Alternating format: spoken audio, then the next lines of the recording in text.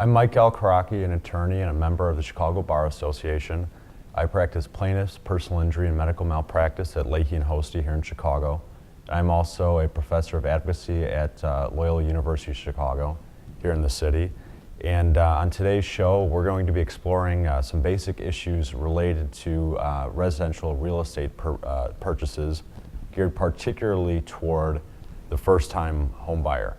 And we're very lucky to have with us Alex Fillen, a mortgage broker, and Mark Shea, an attorney at Shea Law Office, to help us sort through some of these issues. Alex, Mark, welcome to the show.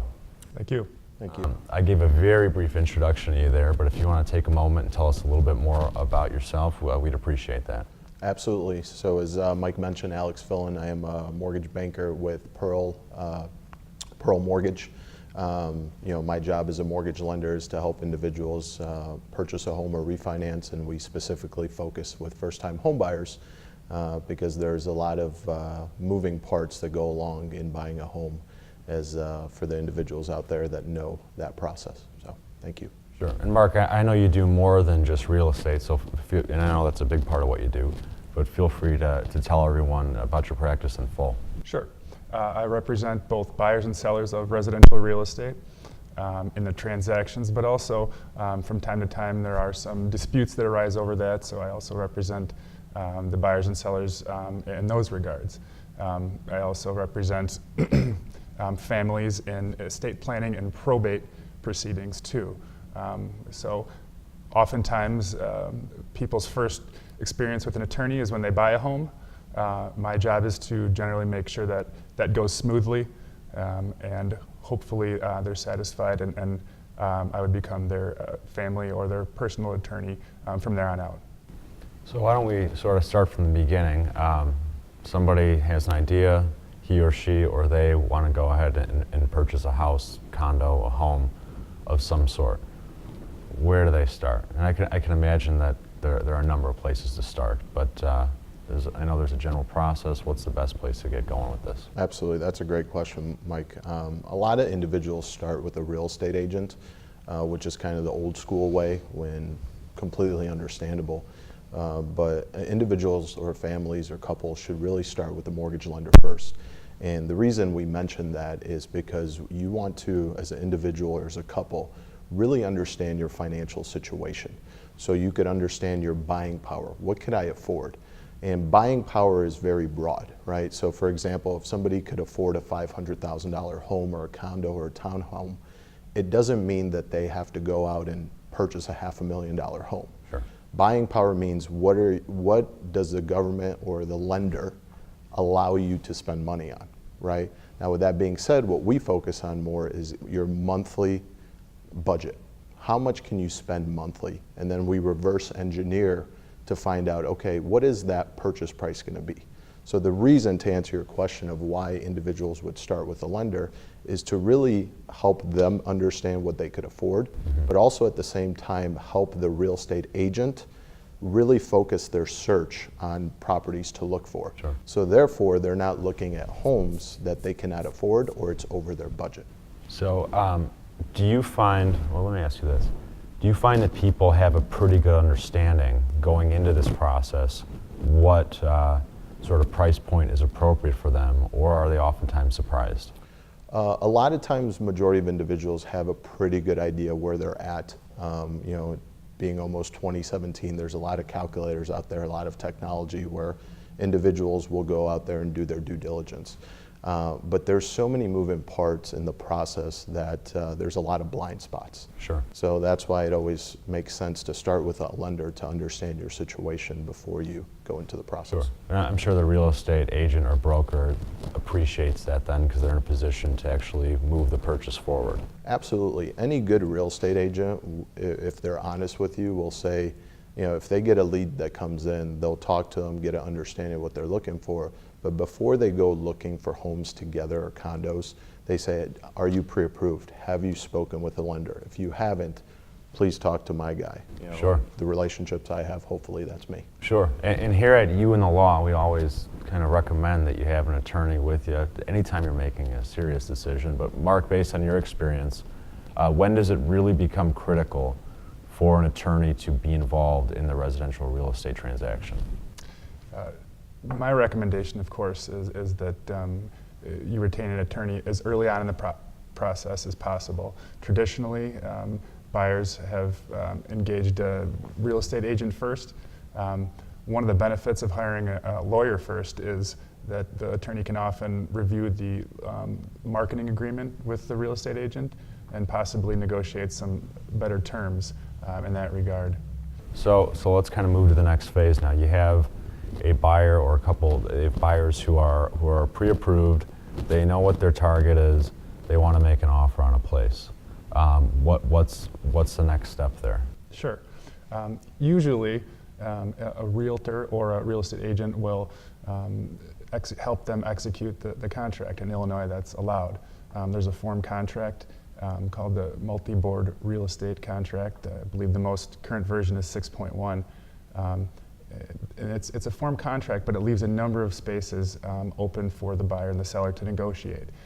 That's one of my jobs, is to ensure, first and foremost, that everything that the buyer is expecting is in the contract. Oftentimes, the buyer and the seller will have side agreements. There may be a tenant on the property that the buyer wants to assume the lease. The seller may need to stay in the property after the closing in order to, because their home is not open to move into yet, so there has to be a post-closing possession agreement. There's a number of different side agreements that the parties can have. One of my jobs is to make sure that all those agreements are, number one, legally enforceable, number two, in my client's best interest, and number three, incorporated into the sales contract. Sure, and let me stop you there for a moment. The terms that are subject to negotiation at this point in the transaction, are those typically some things that come up after there is an acceptance of an offer? Or when in the process does that come up? After the inspection is completed, there's a report produced, and the seller and the buyer will negotiate how to proceed. Is the seller going to repair whatever defects there are in the property? Was there termites? Was there an ineffective plumbing system that the seller may not have even been aware of?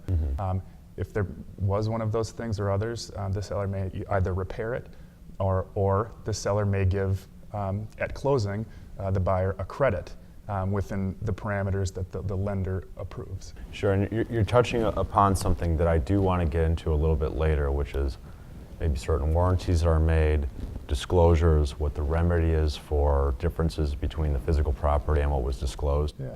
But I want to take a step back for a moment, and obviously we have a mortgage banker and an attorney here. One person we do not have is the broker. What role, just from the very beginning, such as pre-qualification or pre-approval, through, let's take it up to the attorney contingency period, which is not the whole process, but part of it. What role does the broker have?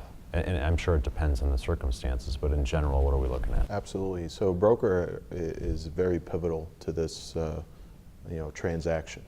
It's extremely important to have a great broker for multiple reasons, right? So as I mentioned earlier, the old school way is, oh, I have a broker in mind, what do I do? And Sure. a good broker will refer it to a great lender to make sure they're pre-approved, not wasting their time, right? Once they know their buying parameter, their buying power, then their job is to set up a search to make sure that they're showing properties that the individual or couple could afford, and at the same time, that's what they like. And let me stop you right there for Yeah. a moment. Now, you've kind of mentioned sort of the more old-fashioned way, and now obviously there's so much access to information. There's an idea out there, but I know your opinion on it, that it's not true, that the broker's becoming less relevant because of the transparency of the real estate market and the fact that you can go on Zillow, you can go on all these online services and get all the information. Absolutely. Why is that not true? It's not true because they don't have the experience, right? The brokers actually have the experience. They've been doing this for a long time. They know what to look for specifically, right? And somebody could argue, well, what's the inspector for? That's their job, right? But they're extremely creative. They're extremely visual, the brokers are. Sure. One in particular is the negotiation, right? I work with a lot of real estate brokers that are extremely good at negotiation, right? Any individual that's looking to buy it is only going to purchase a property one of two reasons: is they absolutely love it and they see themselves or them and their family in the property, or they're getting a deal. Sure. Very rarely, if one of those two is not achieved, is somebody buying that, and that's what a broker really helps Right. with. And I'll ask, in terms of the relationship of the broker to, let's say, the buyer, since that's our focus today, and this may be, and certainly is to a degree, a legal question, to whom, if anyone, does the broker owe, who are they working for? How are they generally getting paid? It's hard sometimes for the buyer to understand the true relationship, whether there's a fiduciary duty or not, or whether the broker is sort of just bringing two parties together. How can that work out? I'm sure it can be very different. My understanding is there's a code of ethics that brokers do follow. One thing about the attorney is I'm obligated to follow professional rules of responsibility, which means I owe the client the utmost duty of loyalty and need to generally be free of conflict of interest, subject to certain disclosures.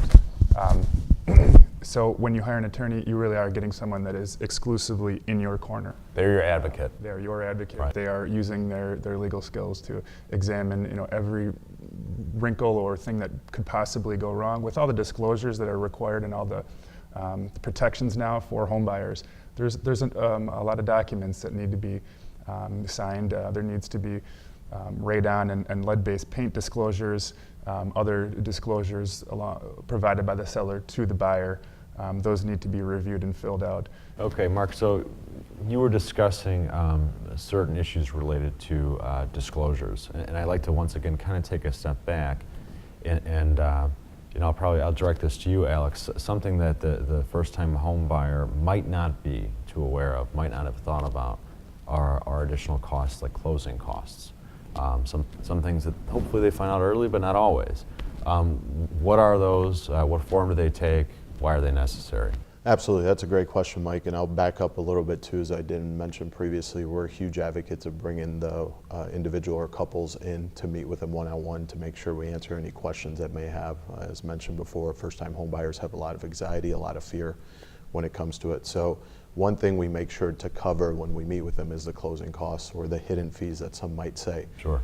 Some of those are the inspection, which I highly recommend individuals don't go cheap on that, because you might pay $100 or $2 more for an inspector that has quality. They'll find you a $10,000 problem Sure. in the home and might advise you against that, and that's where Mark comes in to potentially negotiate the situation after the inspection, as we previously talked about. Sure. The other is the appraisal. It's extremely important in the closing costs, the appraisal, because it makes sure that we are lending appropriately for what the condo, townhome, or house is worth. We can't lend above. For example, if the contract is written for $500,000 and the appraisal comes in at $480,000, we could only lend off the $480,000. Does that depend at all upon the amount of the down payment? Can that, if you understand what I mean, could the down payment kind of bridge a gap between the appraisal and the purchase and the? No. It can't. No. So that's a serious issue. It's a big issue, and we deal with it all the time. So if we go back to my previous example of contract $500,000, appraisal comes in at $480,000.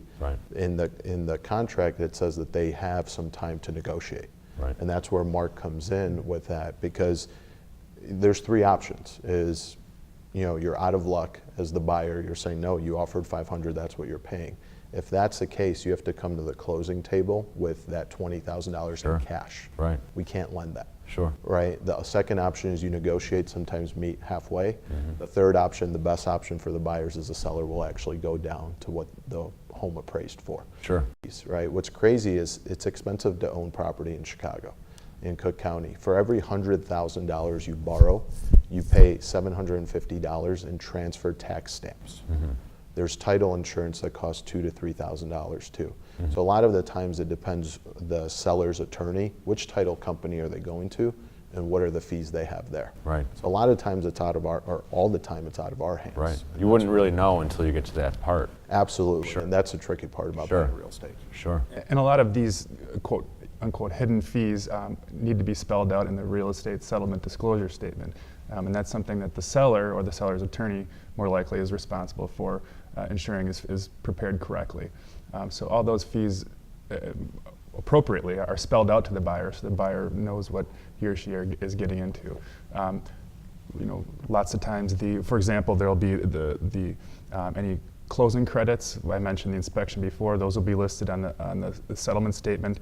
The title insurance fees that Alex mentioned. What is title insurance, by the way? Sure. Title insurance is obtained usually by or obtained always by the seller for the buyer, and it insures the buyer against anyone from coming out of the woodwork later and saying that they either own part of the property or have an interest in the property, like a mechanic's lien, for instance, which is what a construction contractor or subcontractor acquires when they do work on a property. So all those things can cloud title, we call them, and of course the buyer does not want someone coming in later in 5, 10, 20 years and saying, hey, this is my property or I have an interest.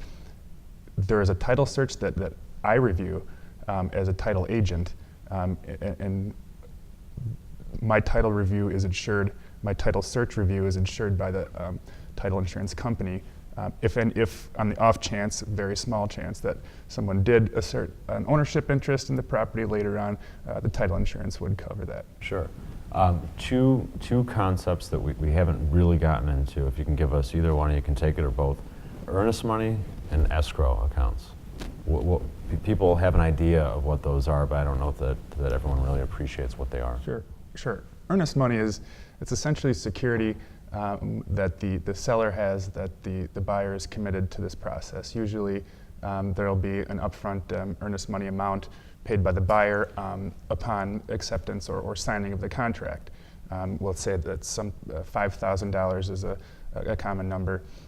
Then there's often, after the contingency period goes through and all the attorney contingency period, the inspection contingency period, but then also the mortgage lender contingency period, which is where the lender approves or the buyer guarantees to the seller that they've been approved. And after the third contingency here, the mortgage contingency has been satisfied, there may be another earnest money paid that prevents the buyer from backing out at that point, or if they do, they'll lose that amount of money. What that does, the seller is committed to the buyer by signing the contract, and if the buyer were to back out later, the seller could have lost some potential leads or sales about the property. It's basically a financial commitment by the buyer to the seller that they're serious about it. Understood. And let me ask you about the escrow accounts, particularly the ones that are funded to purchase insurance, property taxes. How are those set up? So we can make this simple.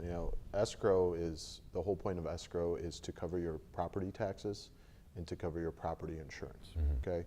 When a first-time home buyer buys a property, they have to pay for their property insurance policy in the annual form. So they have to pay it up front. Sure. After that, it could be escrowed. I'll get to that in a second. Property taxes are paid twice a year, in March and November, mm-hmm. right? So if an individual owes $6,000 in property taxes per year, their bill is $3,000 in March, $3,000 in November. Sure. And it's always in the rears. Sure. And let me ask you this as we kind of approach a close here.